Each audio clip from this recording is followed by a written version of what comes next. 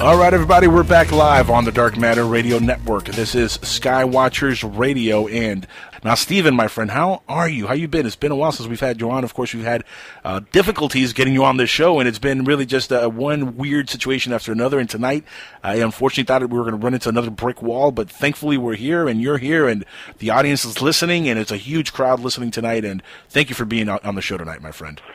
Yeah, I'm glad we finally connected up. I'm sure we'll never have those kind of problems in the future, but it's wild and crazy. There's so much media, so many internet shows, and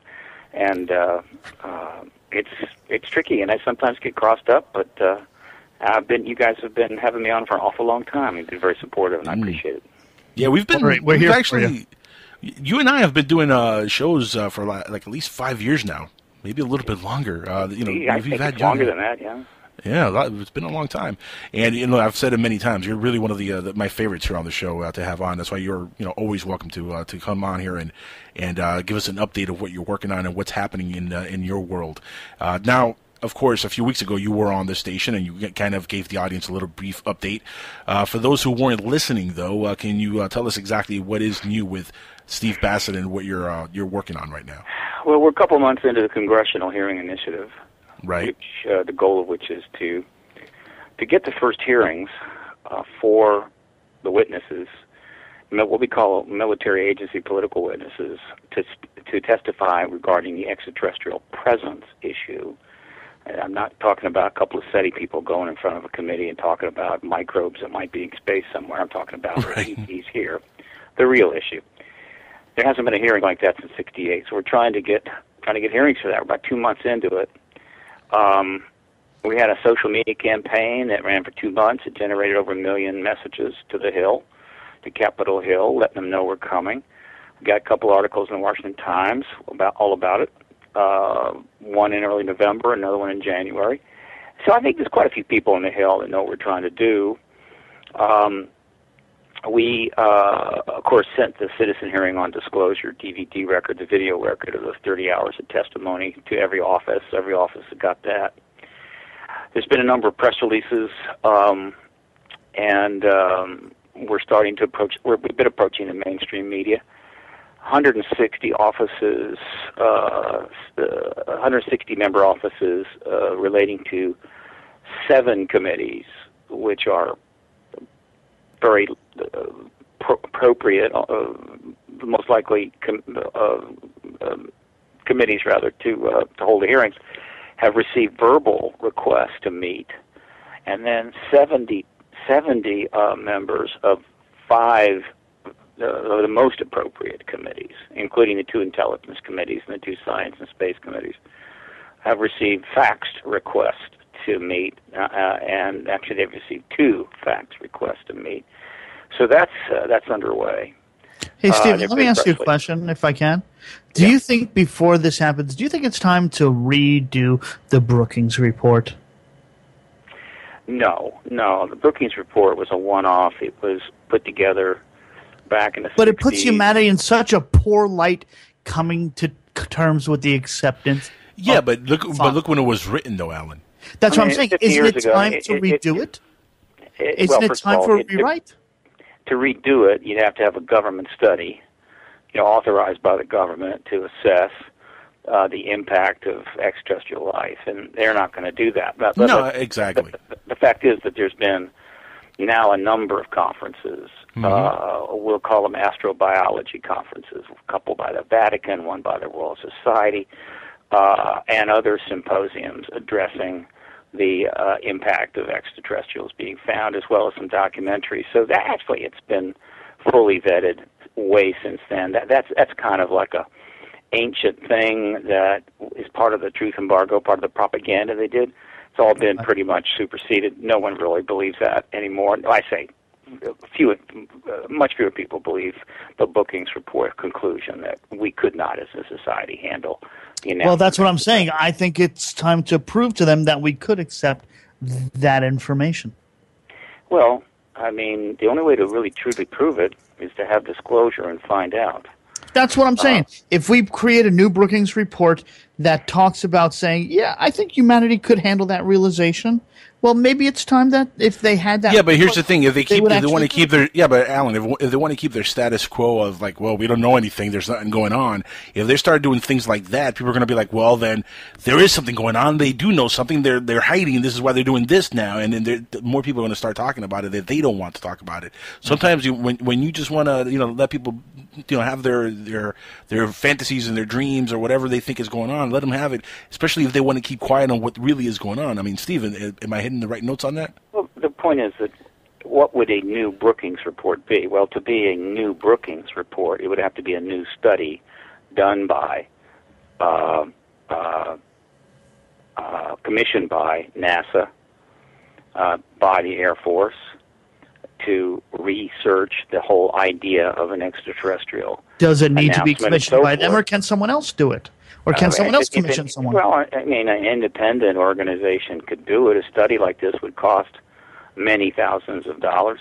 I certainly don't have that kind of money, so it would have to be some organization willing to spend that kind of money. And if it wasn't an organization highly regarded, it would just be it'd just be another viewpoint being put out. I mean, if the Academy of Sciences were to do it, it would be interesting. Of course, they might just come up with the answer that, we're still not ready. The point is that I think the point I'm trying to make is that we've already passed all that. We're way past that. We're way past the having to prove the ET presence. It's been proven many times over. We're way past questioning whether we can handle that truth. Obviously, we can. Millions of people already know it's true. We've had hundreds of movies about ETs. You can't turn anywhere in Hollywood without running into somebody with an ET project. The whole idea of extraterrestrial is now ubiquitous in the world. There have been polls around the entire planet. Ipsos did a poll on the entire world, 36 countries. 20% of the world's people, that would be about 1.5 billion, believe that ETs are already living amongst us. And so we're way past the issues that were raised back in the 60s and the 70s. The only issue that's really to be resolved is not the presence of ETs, not that there's been a truth embargo. No, we know that. The only issue is we know that, but not ending the truth embargo. Does. What now? I was going to say, you and I and most of us listeners know there's been an embargo, but not the real mainstream public knows that, the truth. I got to disagree. The public has been polled repeatedly on this issue. And one of the key questions is that you believe what the government is telling you about the ET issue. And 85 to 90% say no. Right. And so if 90% believe the government's not telling the truth, you're right. by definition, they are acknowledging there's a truth embargo. Well, I'll tell you what. I've had conversations with your regular average folks, and in my line of business during the day, and when the subject comes up, I tell you what, you'd be surprised how many people are completely on board with believing that aliens are real and the government's hiding stuff. And I'm talking about regular folks that don't even listen to Art Bell or our shows or anything of this nature, but just regular, even religious folks are completely on board with this thing. I mean, a lot more people are aware that something's going on. Yeah, but you're just talking about in the States. I'm talking about on a global level. No, on a global scale. I mean, look, this type of show is not just popular in America. The shows that, the type of show we do is worldwide. Not only our show, obviously, we're on the internet. Anybody in the world can listen. But I agree. You have a lot of shows in Europe that talk about this also, and this subject is a very popular subject worldwide, and it's been so for many, many, many years. I mean, from the Jerry Pippins of the world to Art Bell to all the other hosts who's been around for the last 20, 30 years who have been talking about this subject. Steve Bassett has been on Coast with Art and Nori and all these other folks, and other people who've talked about this on AM radio. I mean, this is not something that is brand new to the public, Alan. No, I understand, but the question is the acceptance of it. What can I say? There's only one. The fundamental problem that prevents the resolution of this issue is that the government of the United States, with the cooperation of its allies, post-World War II allies, for national security reasons, underwent a highly funded, very intensely pursued effort to contain this issue, to deny it, to refuse to acknowledge it, to undermine research, to create ridicule, disinformation, and completely muddy the waters so that it could not be resolved, and for reasons that they viewed as a matter of national security. This was a major project. It was not trivial. It wasn't just something they did on the side for a joke. They spent millions, if not hundreds of millions of dollars on the truth embargo. Their allies cooperated with it. The Soviet Union and Red China went along with it for their own ideological reasons. And so we went through 60-some years, and we're now in the 68th year of this emperor's new clothes situation. And that is extraordinary. There's almost nothing in extent in the world today with respect to the facts, with respect to the truth, unless one wants to include religion. Those who are atheists, staunch atheists, who absolutely are convinced that there is no such thing as God, would claim that in the case of religion, you have had people that have been fed malarkey for several thousand years, and that is, in a sense, a kind of truth embargo. But even that doesn't really it's not equal to what we're talking about. What we're talking about is a government interference directly in the truth process, preventing investigation, preventing proper research, preventing funding, preventing teaching of it, preventing political engagement of it, even though there are huge political implications. So the government stands directly between us and the truth of this matter. That is the problem. That is what it all has come down to. As I've said, years ago, it's not about lights in the sky anymore. It's about lies on the ground. We have to resolve the lies on the ground before we're ever going to resolve the lights in the sky, or at least get to the nut of it all. And that's not everybody gets that. Look, most people know the government's not telling the truth. That's not the same thing as really understanding in full the truth embargo. The truth embargo is a highly complicated, very extensive program. If you really want to get it, you got to spend some time. It's not enough just to sort of know it. So yeah, there aren't a lot of people out there that can talk truth embargo in the way that I can, or Richard Dolan can, or Grant Cameron can, or a number of the research activist types. But they sort of know, right? And they've also learned over the years that the government's lied about a lot of other things, and so they've embargoed the truth in other areas.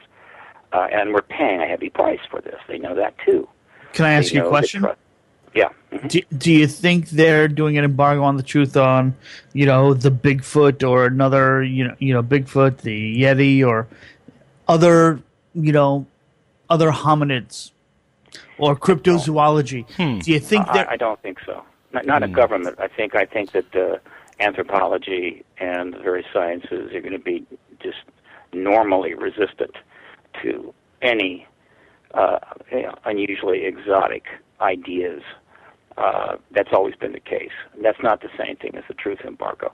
There's a possibility, I don't consider it large, that some of these, quote, cryptozoological phenomena that have been talked about may have an ET connection. And if there's an ET connection, then it might be the truth embargo might take that into consideration.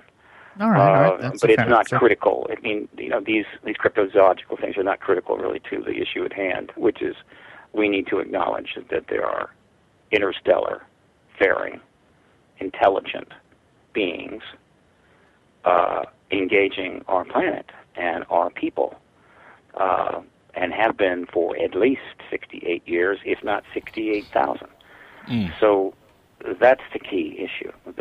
There's 1,000 side issues, side dishes to this entree, but it's that fundamental issue that has to be resolved, and that's where all the focus is certainly with my work.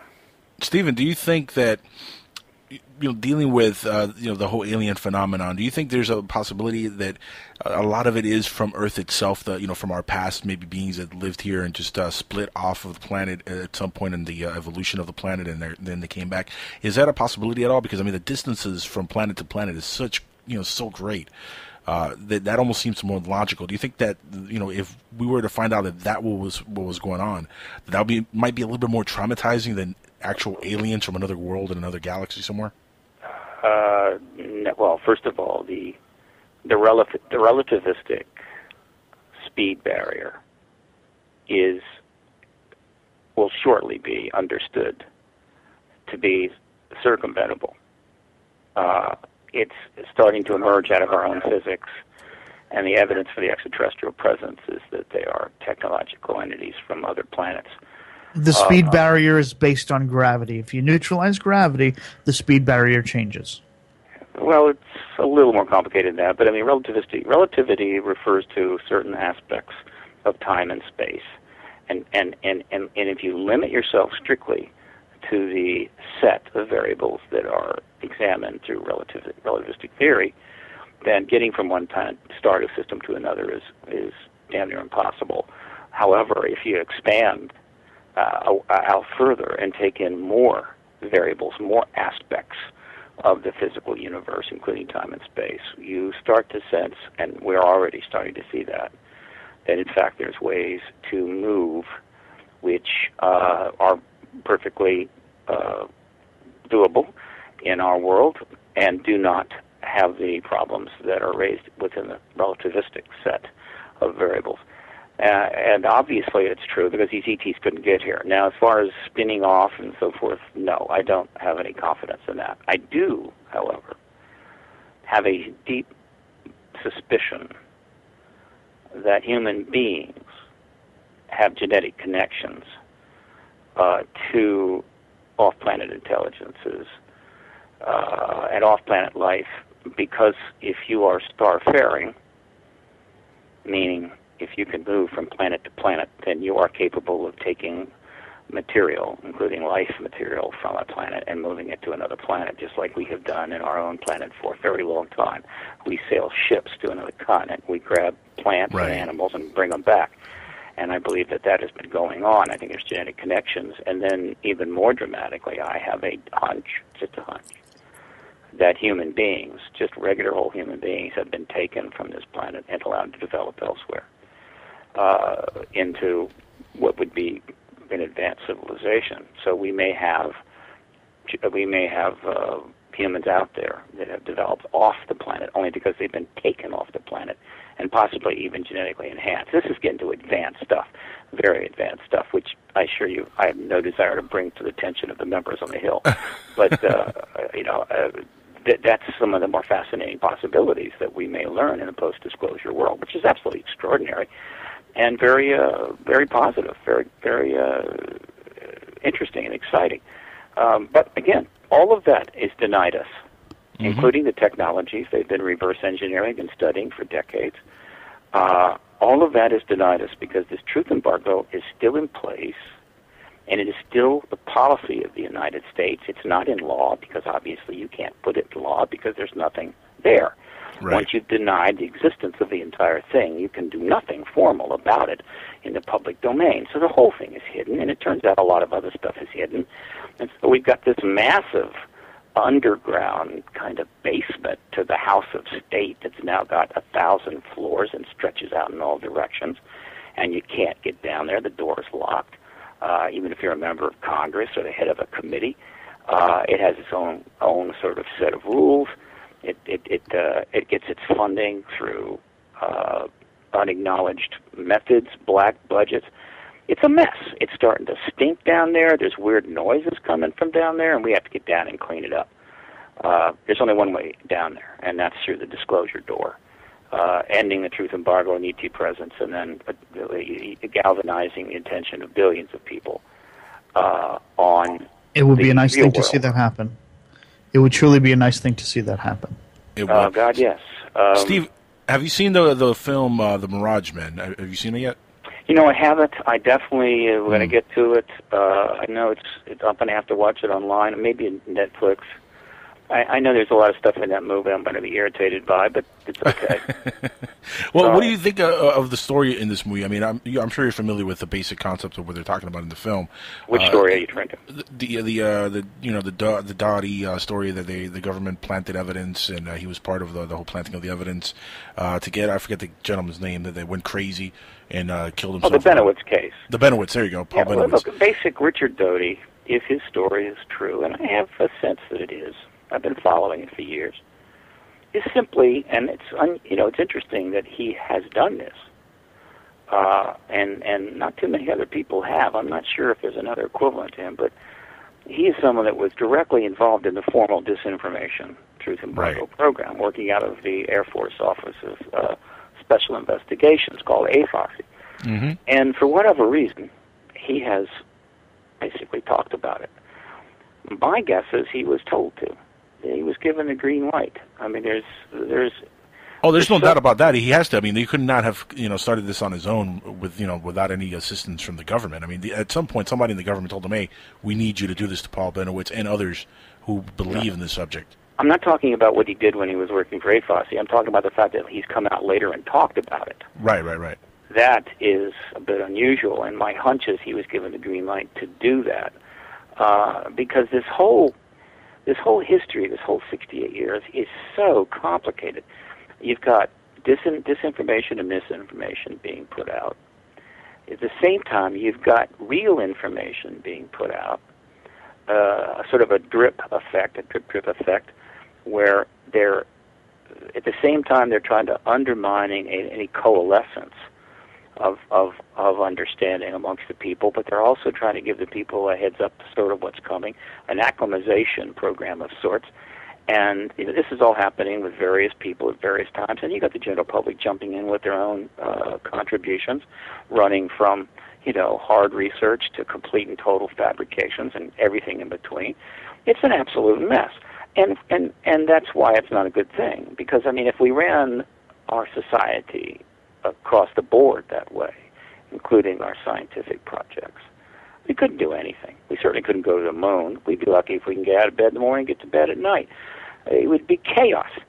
But in this particular area, the government has decided that chaos is acceptable if it means that the extraterrestrial reality will be withheld and not dealt with in an open way for X amount of time. And then the only question is, how long is too long? I believe the embargo should have ended shortly after 1992. So we're about 20 years now, too long. Others would disagree. They're welcome to that opinion.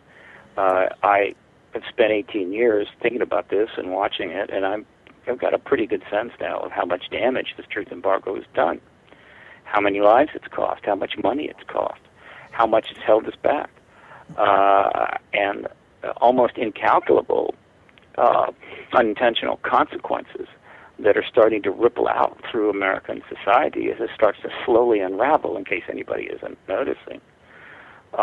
It is starting to come apart. I think it's time, instead of having the doomsday clock, we should actually put together the disclosure clock. Yeah. Hey, wait a minute, guys. I did that. The Paradigm Clock, published in 1999. That clock, midnight, was disclosure. Now, I haven't serviced that particular project in a while. It's of course still up on my website. By the way, if you go to paradigmresearchgroup.org, very top page, you click on it, you click on the graphic, it'll take you right to full updates about the Congressional Hearing Initiative. You can see everything that's going on. And of course, you could also enter the Paradigm Clock site itself, and you can find the Paradigm Clock. The Paradigm Research Group site itself, and then you can find the Paradigm Clock. I need to bring that back up again. I need to fill it in. It was a big project, and I just sort of got a little tired of it. But the fact is that Paradigm Clock has not struck midnight, and we haven't had disclosure. Interestingly enough, about 2 weeks ago, the Bulletin of Atomic Scientists moved the Doomsday Clock. Right, that's why it came to mind for me. That's why the whole thing came to mind for me. So yeah, they moved it to 3 minutes to midnight. Why? Because there's still 25,000 nukes, including stockpiled weapons, in the world, in about 7-8 countries' hands. You've got still quite a few of them on launch capability. You've got a more chaotic world. You've had some unbelievably bad policies from governments over the last 25 years, many of which were by the United States. You've got a breakdown in social contracts around the world, which is starting to spiral out of control. And there is, and always has been, a significant likelihood that a nuclear weapon of one degree or another is going to get in the hands of completely rogue groups, if it hasn't happened already, and there are quite a few people that think it has. And so somebody sets off a nuke, and then there's an overreaction, and who knows? So what the Bulletin of Atomic Scientists is saying, no, we're not safe yet. the Cold War, we damn near blew ourselves up. We sort of wrapped that up, but rather than get our act together starting in 92, we've continued to do one goddamn stupid thing after another, and continued to operate as if it was 1650 or 1220 or 1930. We just haven't figured it out that we can no longer operate the way we have in the past, given the circumstances of the modern world. Things that were done in Yes. 2000 BC can't be done today. Mm-hmm. So we're running out of time. We've got to make a major shift. The disclosure event represents that shift, and the government still can't let it go. And my job, as it turns out in life, is to help resolve the problem. And try Stephen, to how much is that? How much is that the government's fault, though, that they're not letting it go? Or I mean, if there is a government behind the government pulling the strings, and the actual government itself that we know of, the visible government, how much of that is their fault? I like the way you say that, the visible government. Well, let me put it this way: I don't see things quite that simply. There is plenty of power in the hands of the visible government, whether it be the Congress, whether it be the president, or whether it be the Pentagon, which is a building I pass by, every other day. There are centers of influence, large corporate interests, some ideological interests, think tanks, things like that certainly try to influence. The biggest external influence on the visible government is invisible money coming from extremely wealthy people who are buying our politicians. Now that's not a hidden government or a government behind a government. That's just or a new thing that's been going on since the beginning of politics. Yeah, but it's gotten extremely. Oh, of course, it's much huge. It's much bigger. Yeah. It's become a real problem. It's gone from being standard operating procedure to being a completely asymmetric component of the governance of the United States. It's out of control. So that's going on. But I believe the President of the United States is capable of doing things at any time that could help turn things around. So could the Congress, and so could the military intelligence complex. Now, they're not doing that. But I don't think they're doing that because they're somehow under the complete control of hidden influences, but they are certainly under pressure. Mostly what I see is systemic dysfunction. And what I mean by that is that it's like a car, that when you drive it long enough, things start to go wrong. Pretty soon, you got a bunch of things going wrong, and so the car is systemically just breaking down. And eventually it gets to the point where you just can't fix it at all, and so you just junk it and buy another car. Unfortunately, you really can't do that with nations. And that's what's happening. The ship of state has been sailing a long time. It's not getting repaired. It's not getting fixed. The crew has gotten bored and sloppy. The captain's a drunk. And so the whole thing is coming apart. It's systemically breaking down, and eventually it'll sink. Yep. And that's happened, by the way, countless times over the last 10,000 years. Let the pirates take over. Har, har, har. Yeah, I mean, the ship gets taken over, it sinks. Look, plenty of civilizations have come and gone in the last 10,000 years. Yeah, we have no idea about half of at least the prehistory that, The United States we don't is have the not knowledge. invulnerable. It is capable of collapsing. Very easily, too. And I assure you there are a number of several nations out there, several other cultures that would be happy to replace us.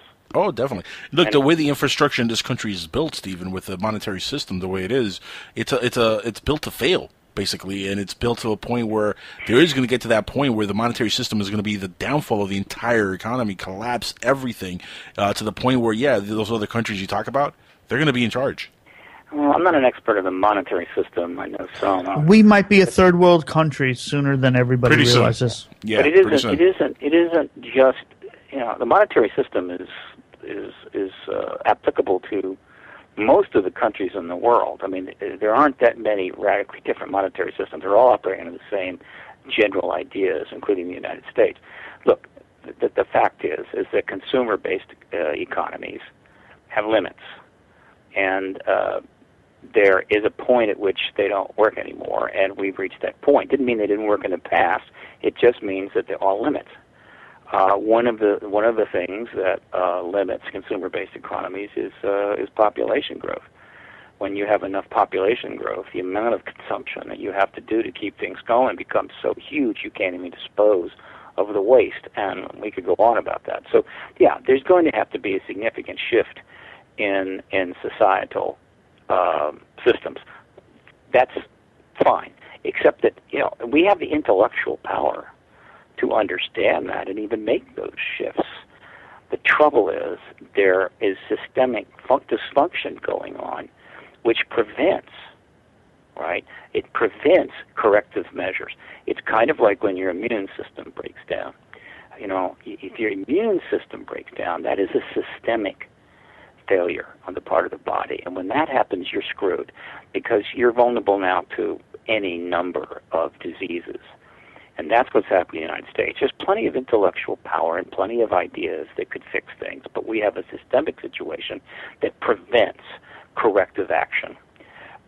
We have built-in fundamental flaws that we are incapable of, at this point, fixing under the worldview we're operating. This is high-level stuff, very complicated, and I don't expect the average person to get that. I don't expect the average person to understand it, but I do know the average person feels it. They have this sense of angst and paranoia and uncertainty and distrust that they're getting literally through osmosis through their skin, that unless you're very rich, if you're the very wealthy, you're somewhat protected by this, though most of the wealthy sense that eventually it's going to get to them, meaning it's going to catch up with them eventually. They just feel they got more time. There is that trickle down. Trickle down, apocalypse. So, yeah, this is a mess. It's a total mess. And I watch the news constantly. And I watch a range of news, and you just cannot watch it without literally feeling, if not seeing, this dysfunction playing out across the board. It's amazing that it's so. To me, it's so obvious. What's sad is that while you see it playing out across the news spectrum, coming in through primarily the television, but quite a bit on the internet, what you don't see in all of that coverage and all of that quote reportage is a discussion of this reality, the systemic dysfunction. In other words, all the news does now is simply act out the symptomology. It doesn't actually address the diagnosis.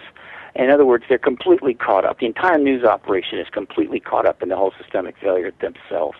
It's like being spiraling into a black hole. Once you get, near the event horizon, all you can do is spiral in and disappear. And it's a mess. And it's really fascinating in a way to watch. If I was wealthy, I think I might enjoy it a little bit better. But as it is, I'm somebody, like most people, that are pretty much vulnerable to every screw-up the government does, every mess, every fiasco. In the financial system, in the health system, our overseas policies. I mean, you're an American today, you go overseas, what's going to happen? Someone's going to kidnap you and cut your head off. Pretty much, yeah. That's not something I used to think about when I was a child. And, of course, there's new wars starting all the time, and on and on and on. So where are we going here? What's going to happen? Is some Antichrist going to emerge, some powerful leader that will lead everybody to a better place? I don't think so. Not in the world we're in now. What has got to happen is a massive shift in worldview on the part of huge numbers of people in a short amount of time. And if I could get every person on the Hill, every one of the 10,000 staffers that service the 541 members of the United States Congress, and all of the staffers from the White House, and get them into a big stadium somewhere and give myself a microphone or a big bullhorn, this would be the message that I would say to them. I don't know what your intentions are. I don't know what your future plans are. I don't know what whether you care at all about your children or your grandchildren. But if you do not facilitate, or if you continue to stand in the way of a major worldview change on the part of not just American people, but virtually all people worldwide, this century is going to be a catastrophe. That's the message I would give them, and then they should properly come back and say, well, what in the hell? What possible thing could create a worldview change of that magnitude? And I'd say it's really simple. Have the President of the United States call to the Pentagon, get some nice evidence from their vast underground facilities and/or gun camera footage from their chase planes, go before the American people, and finally let them know they're not alone in the universe, and that there's, as the scientists have recently pointed out, it looks as if there are Earth-like planets around virtually every star in the galaxy, which means we have billions of Earth-like planets. That, by the way, well, when we say Earth, hang on. When we say Earth-like planets, are we talking about every single star has something in the Goldilocks zone? Within the last 2 weeks, a study was another study came out. They're now stating, the scientists that have been doing the galactic consensus, the galactic consensus, are now saying that it's apparent that there are planets in the Goldilocks zone around almost every star in the galaxy, which means there's billions of Earth-like planets. Now, then the next question is, how many of the planets in the Goldilocks zone develop life? And I can assure you there are scientists that believe that it's virtually 100% of them. Yeah, but here's the question. What about life not like ours outside of the Goldilocks zone? Let's just say that as you move away from the Goldilocks zone, any life that exists will start to deviate from the life as we know it. And the question is, how far does that deviation go? Exactly. I have no idea, and I'm not particularly interested in that. I'm interested in the ones that can, fly ships between stars and get in saucers and fly over your house.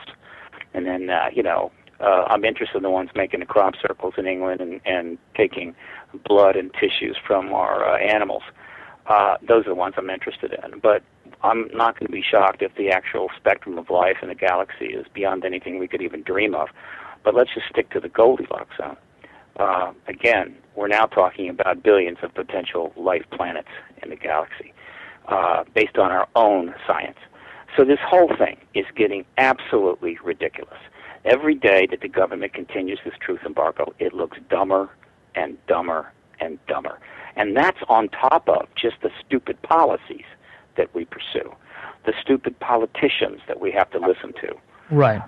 And this is happening in other countries. We're not alone in this. It's not like there's other countries out there filled with brilliant, cutting-edge 22nd century people. No, it's pretty much the same stuff. Except the U.S. being the most powerful nation in the world, when we do something stupid, it's like another country doing 1,000 stupid things. Right. Yeah. Right? Another country does something stupid and somebody stubs a toe. We make a mistake and 50, 100, a million people die. Yeah. So it matters that the United States has not got its act together. So that's the message. The disclosure of the extraterrestrial presence is the worldview change that we absolutely have got to have, and they can't bring themselves to do it. But hey, they can't even bring themselves to fix the bridges. It's true. And it's funny because really the way the disclosure would be ushered out to the entire world would be with the U.S. government leading the way. I mean, without them leading the way, other governments are not going to open up everything that they know. They're not going to say all the secrets that they might have. So, I mean, really, we are the ones that have to lead the way, and we're kind of holding everybody back. Well, first of all, I'm not talking about all the secrets. Well, no, but at least the fact that there are aliens out there. But I'm talking about simply acknowledging the extraterrestrial presence, nothing more. That's all. And there are many countries that can do it, and the United States may not be the first one. And there will be consequences to that. And that's another message I'm trying to get across to these knuckleheads on Capitol Hill. If you think that somehow the rest of the world is simply going to wait indefinitely for you to get your act together, you're wrong. Steve, my surprise is that a lot of our enemies out there, especially like our Muslim enemies or the terrorist units out there, I'm surprised they haven't used this as an attack towards the U.S. and brought out some information that they might know that we have hidden. Why it would go against Muhammad's beliefs. Let's be careful about our language here. The United States has got a lot of enemies. We've created them through our policies. We drop lots of bombs on people. And when you drop bombs on people and you kill them, not just, quote, the men who may or may not be doing things which you feel are against your national interests, but their children and their wives and their aunts and their grandmothers. You create enemies. We've been doing that now for, well, a long time. Aggressively since 1964. Mm-hmm. I'm going to completely leave World War II out of it. Let's just talk 64 forward, which is 50 years. We've created a huge number of enemies. It's not a matter of Muslim enemies. We have enemies of all faiths, all shapes and sizes in many countries around the world. So does Russia. Well, I'm not even talking about Muslims in general, because I have Muslim friends, and Muslims are not terrorists. There are terrorist cells that are in the Muslim community as well. Agreed. And those terrorists, I mean, it could be a Christian terrorist, it could be a Muslim terrorist, whatever the terrorists are. I'm talking about terrorists in general. How come they haven't used this as a form of persuasion with the U.S. saying, hey, you leave us alone, or we're going to tell the world what you know? Well, first of all, the information about the ET presence is in the domain of and under the control of the developed nations. It's not something that disaffected individuals, embittered people who have joined warlords or other organizations have access to. So it's just not a factor in their world. This is something that Russia might do in order to embarrass and or preempt the United States. It's something that China might do. It's something that Britain or Canada might do simply because, well, maybe Canada, simply because there's a little more common sense in Canada than you find. Well, but somebody like Saddam Hussein, for example, he had the power and the structure and the money behind, his regime to be able to do something like that.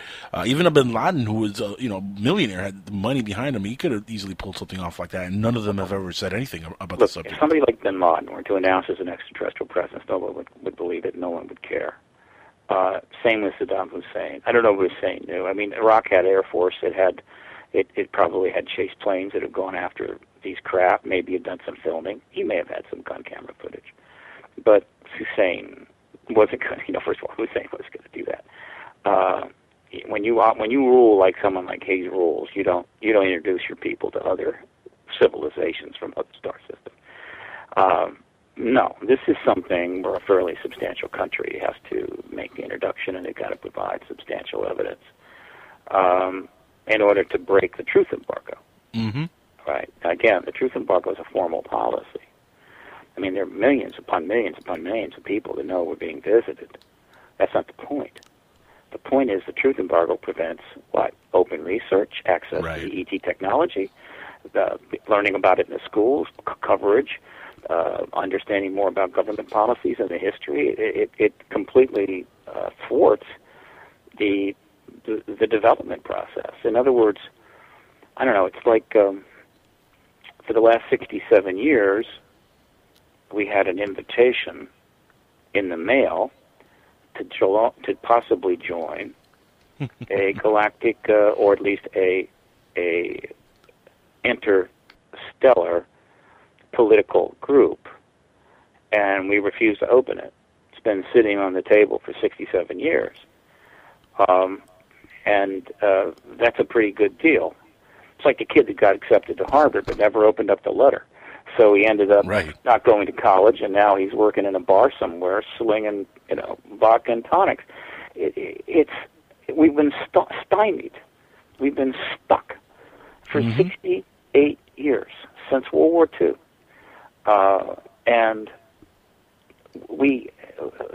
And I happen to believe the extraterrestrials are fully aware of that, and that they are, in their own way, pushing this forward.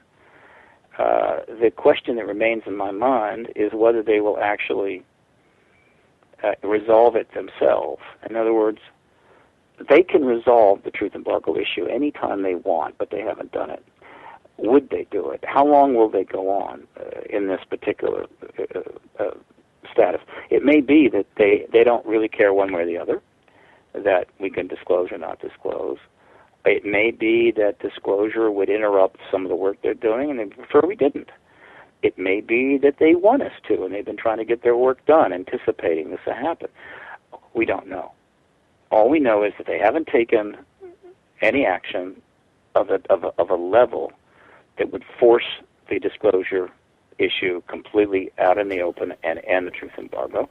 We know that the U.S. government was refusing to do anything at this point that will end the truth embargo, other than a possible acclimatization process, a very slow dripping process. And that's all we know, right? And well, there's something else we know, that the overall stability of the relationship between nations, between religions, and between the human race and the planet that it lives on is starting to essentially come loose. Yes, it's like in the movie 2012, which I've seen 26 times at least. What triggers it was still a good movie. End of civilization? Yeah, it's the Earth's crust comes loose because the interior heats up because of the bombardment of all those neutrinos.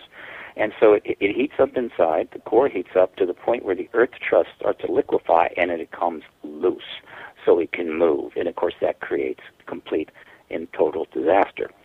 That, in its own way, is kind of what's happening in the human society. The Earth is not creating the problem. It's us. In other words, the problem, the Earth is not creating the problem between the human race and the Earth. The people are doing it.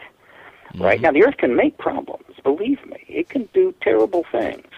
But by and large, it's not. It's heating up a little bit, and that's an issue. But overall, the problem is us. We are out of balance with the planet. We're out of balance increasingly between nations. We're out of balance right now between religions. We're out of balance between ourselves and our own social contracts, our own countries. We're starting to see things start to unravel. And part of this is under the pressure of massive population, 7 billion, soon to be 7 trillion, soon to be 11 trillion. I'm sorry, 7 billion, soon to be 11 billion people.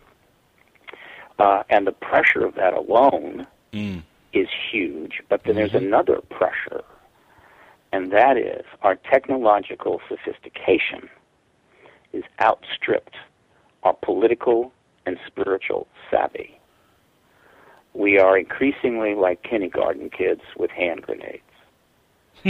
Wow, that's a great analogy. For a 5-year-old for very obvious reasons. Okay, well, we can handle hand grenades, but we're not able to handle the implications of massive nuclear weapons, as well as absolutely ongoing bioweapons research, and a host of other technologies which simply are outside, beyond the limits of our, what we'll call collective intellectual, and for those that think this way, spiritual savvy. And so we're in deep water. We're like the kid that got thrown into the deep end of the pool that hadn't learned how to swim yet. I mean, it's just water. It's the same water that's in the shallow end of the pool. But unfortunately, the deep end of the pool is more dangerous. You got to be more sophisticated. You got to know how to swim.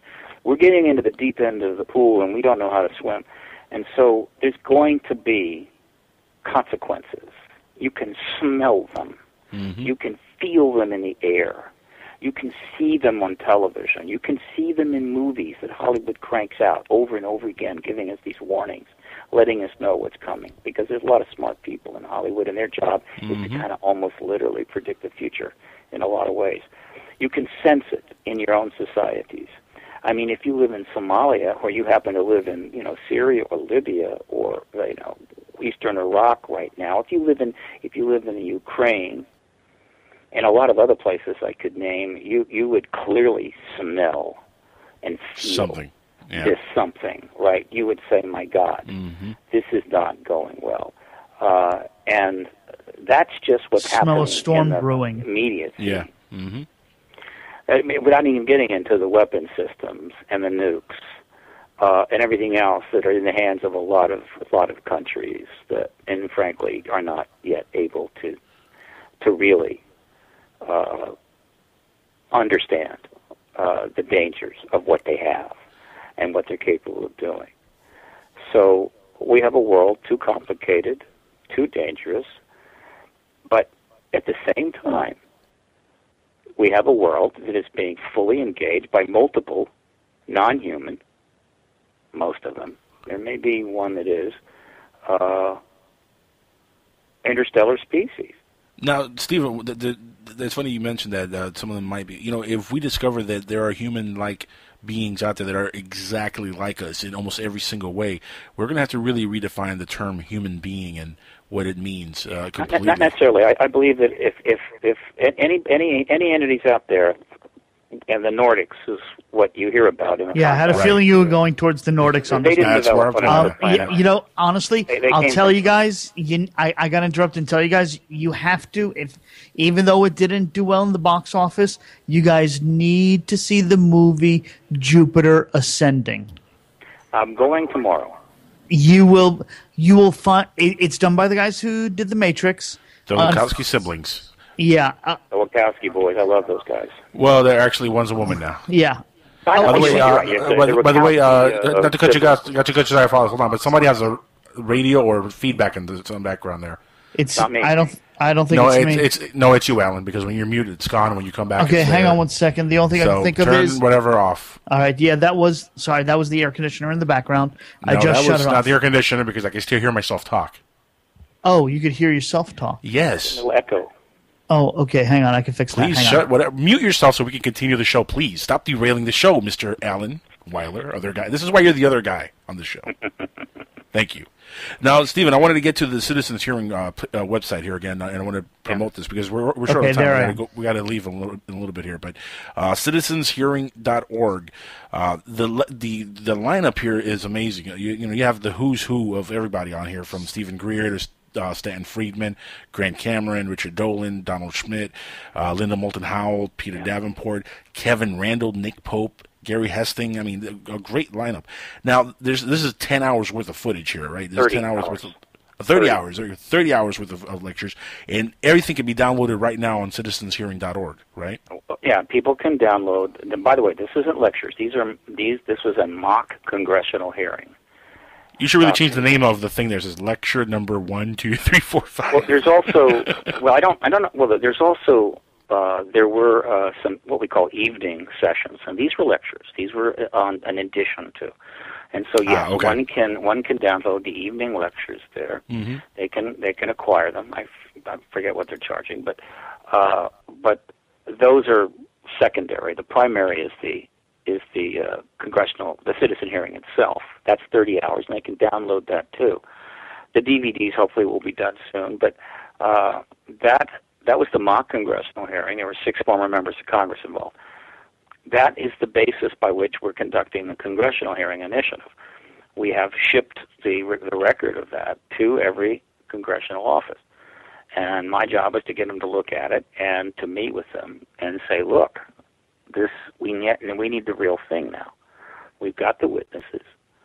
We can have hearings, extraordinary hearings, that will be as important and more covered than any hearing in history. And we can then move this forward, and the Congress can get the credit for it. The Congress could be part of this. That's what's going on, and it's all based on the citizen hearing. So you go to citizenhearing.org, and you can see the basis for the congressional.org, congressional hearing initiative, rather, which you can find if you go to paradigmresearchgroup.org, and you can easily go and see everything that's happening with the congressional hearing initiative. Mm. That's what's going on, and eventually the DVDs will be out, and everybody should acquire a set of those, because I think they're worth a lot of money someday. Are they going to be on Blu-ray also, or just DVD? Yeah, they're going to be Blu-ray. Can't I just watch it on my Roku or something? No. You got to order the Blu-ray. Not yet. Go ahead, Stephen. Not yet. Right now, my job is to get disclosure. I don't have anything to do with the reproduction of the distribution, citizen hearing, and all that. Yeah. That's being done by others. But my job is to pursue the disclosure event. And that's what I'm doing. But the citizen hearing on disclosure, of course, is key. It's central to all of this. We also have some websites for people to participate. You've got the Facebook page, the Disclosure Lobby. we got about over 10,000 people that are kind of watching from there. And we've got another website called disclosure.media. And then, of course, there's factsonwashington.org, factsonwashington.org, where people can see how they could send messages to members of Congress and express their desire to see this issue resolved. And then, of course, you've got paradigmresearchgroup.org. This process is going to be very intense for the next 2 weeks. We're hoping for a media breakthrough. We've contacted an awful lot of media, but unfortunately, not surprisingly, you've got a crisis in eastern Ukraine. You've got a fiasco in the Middle East. You've got one thing happening after another, and so it's very hard to get the media's attention right now. And so we're swimming upstream right now. But that doesn't mean that couldn't change at any time. Mm-hmm. We're continuing to approach the media, and I've got the same problem. I mean, I'm trying to get into congressional offices, and what? We got, the president's going in for a new war authorization. Mm-hmm. We've got heads being chopped off and people being burned alive. We've got the possibility of another war with Russia. I mean, a proxy war in Ukraine and other absolute insanity. And so, and that's what we see in the public. Hold on. That's what we see. That's what we see in the public. God only knows what's going on behind the scenes. Right.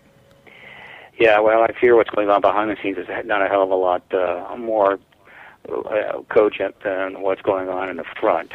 There are obviously power plays being done, manipulation of markets.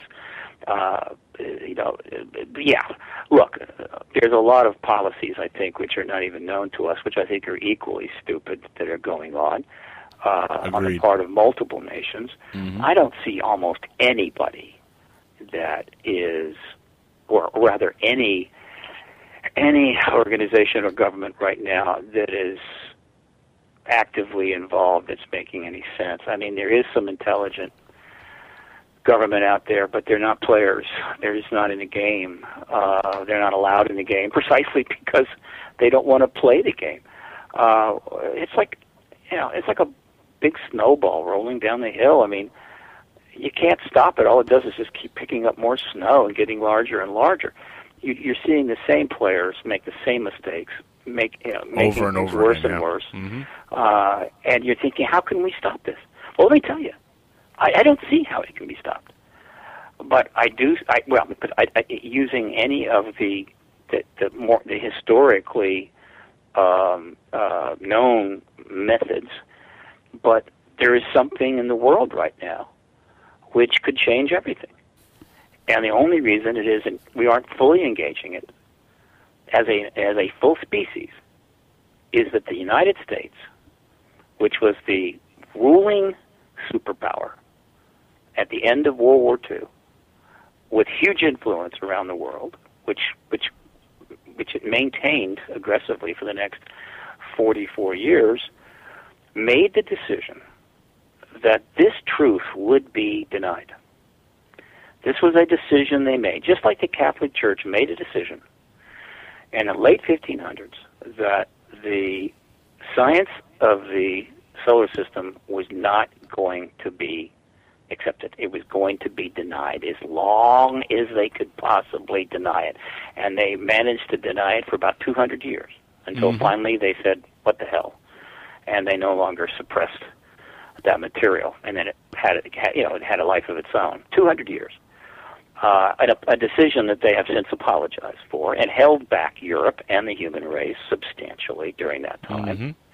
Well, the U.S. is going to make exactly the same mistake, though they felt they had better reasons in 1947. I get that. But the world now moves many times faster than it did in the 1500s. And so 200 years back then, it's time for change. 20 years now. Yeah, it's time for change. And so this decision is just now the effects of this decision, the negative impact of this decision to deny this truth is just snowballing. Well, Stephen, it's funny though, and we're almost out of time. We do have to move on in a couple minutes here, but real quick, I wanted to say, the whole thing with Cuba recently and the U.S. government really made me think about. Look, it took 50 years for them to start talking to Cuba again and to talk about maybe ending the embargo with Cuba. That took 50 years and a lot of hard-headed people, and it took a president to come in with the gonads to say, look, the embargo wasn't any good, it didn't work, and for him to start this communication, this channel with Cuba. Imagine that's just with Cuba. Imagine them actually coming out and disclosing to the world about aliens. No wonder it's taking so long. Look how a little thing like Cuba has taken 50-plus years, almost 60 years to resolve, and it still hasn't been fully resolved. Stephen, we're almost out of time here. I want to get your website addresses again on the air. Citizenshearing.org. ParadigmResearchGroup.org. And if people want to get updates about all this on a regular basis, the PRG at ParadigmResearchGroup.org. Stephen, you're the best, man. Thank you for being on here tonight. You rock. Always happy. Anytime. You just invite me back, Angel. You guys. Definitely. We will have you back on very, very soon, my friend. Yeah, it was great talking with you. Without technical issues stopping us next time. All right. I get the point. All right. Not you, man. My car blowing up almost tonight. Jesus. All right. All the best. Steve Bassett, everybody.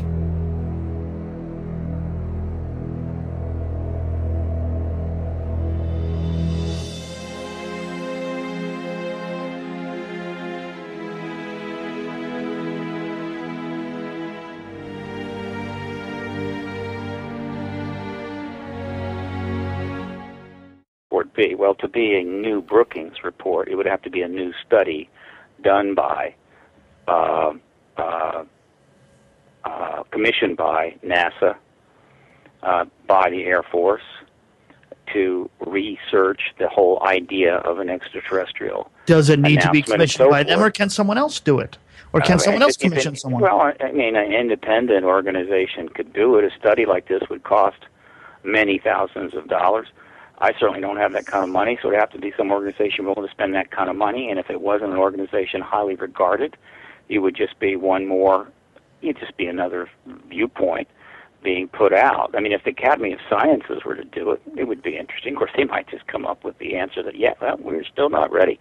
The point is that I think the point I'm trying to make is that we've already passed all that. We're way past that. We're way past the having to prove the ET presence. It's been proven many times over.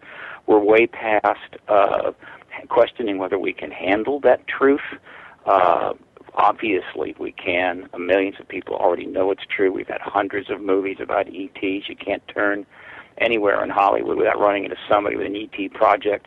The whole idea of extraterrestrial is now ubiquitous in the world. There have been polls around the entire planet.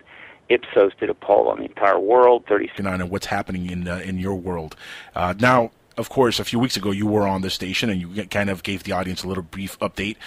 For those who weren't listening, though, can you tell us exactly what is new with Steve Bassett and what you're working on right now? Well, we're a couple months into the Congressional Hearing Initiative, right? Which the goal of which is to get the first hearings for the witnesses, what we call military agency political witnesses, to testify regarding the extraterrestrial presence issue. And I'm not talking about a couple of SETI people going in front of a committee and talking about microbes that might be in space somewhere. I'm talking about ETs here, the real issue.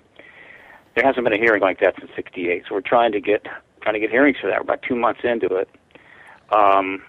We had a social media campaign that ran for 2 months. It generated over 1 million messages to the Hill, to Capitol Hill, letting them know we're coming.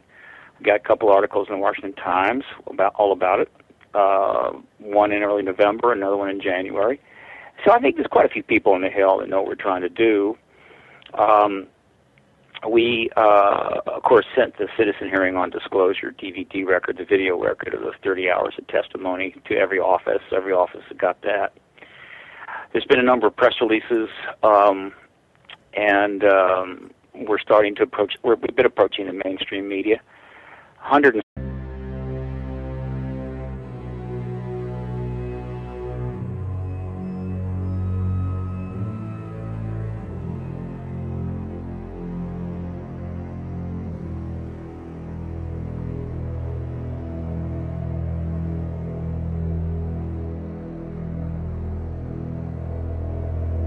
All right, everybody, we're back live on the Dark Matter Radio Network. This is Skywatchers Radio. And now, Stephen, my friend, how are you? How you been? It's been a while since we've had you on. Of course, we've had difficulties getting you on this show, and it's been really just one weird situation after another. And tonight, I unfortunately thought we were going to run into another brick wall, but thankfully we're here, and you're here, and the audience is listening, and it's a huge crowd listening tonight. And thank you for being on the show tonight, my friend. Yeah, I'm glad we finally connected up. I'm sure we'll never have those kind of problems in the future, but... it's wild and crazy. There's so much media, so many internet shows, and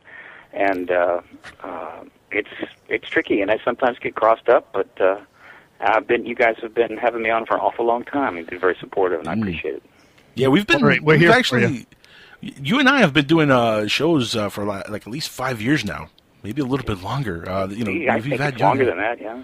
Yeah, it's been a long time, and I've said it many times. You're really one of my favorites here on the show to have on. That's why you're always welcome to come on here and give us an update of what you're working. 60 offices, 160 member offices relating to 7 committees, which are very appropriate, most likely committees rather to hold the hearings, have received verbal requests to meet, and then 70 members of 5 of the most appropriate committees, including the 2 intelligence committees and the 2 science and space committees, have received faxed requests to meet, and actually they've received 2 faxed requests to meet. So that's underway. Hey, Steve, let me ask you a question, if I can. Do you think before this happens, do you think it's time to redo the Brookings Report? No. The Brookings Report was a one-off. It was put together back in the 60s. But it puts humanity in such a poor light coming to terms with the acceptance. Yeah, but look when it was written, though, Alan. That's what I'm saying. Isn't it time to redo it? Isn't it time for a rewrite? To redo it, you'd have to have a government study, authorized by the government to assess the impact of extraterrestrial life, and they're not going to do that. No, exactly. The fact is that there's been now a number of conferences. We'll call them astrobiology conferences, a couple by the Vatican, one by the Royal Society, and other symposiums addressing the impact of extraterrestrials being found, as well as some documentaries. So that actually it's been fully vetted way since then. That's kind of like a ancient thing that is part of the truth embargo, part of the propaganda they did. It's all been pretty much superseded. No one really believes that anymore. I say much fewer people believe the Brookings Report conclusion that we could not, as a society, handle. Well, that's what I'm saying. I think it's time to prove to them that we could accept that information. Well, I mean, the only way to really truly prove it is to have disclosure and find out. That's what I'm saying. If we create a new Brookings Report that talks about saying, yeah, I think humanity could handle that realization, well, maybe it's time that if they had that. Yeah, but here's the thing: if they want to keep their Alan, if they want to keep their status quo of like, well, we don't know anything, there's nothing going on. If they start doing things like that, people are going to be like, well, then there is something going on. They do know something. They're hiding. This is why they're doing this now, and then more people are going to start talking about it that they don't want to talk about it. Sometimes when you just want to let people have their fantasies and their dreams or whatever they think is going on, let them have it. Especially if they want to keep quiet on what really is going on. I mean, Stephen, am I hitting the right notes on that? Well, the point is that what would a new Brookings Report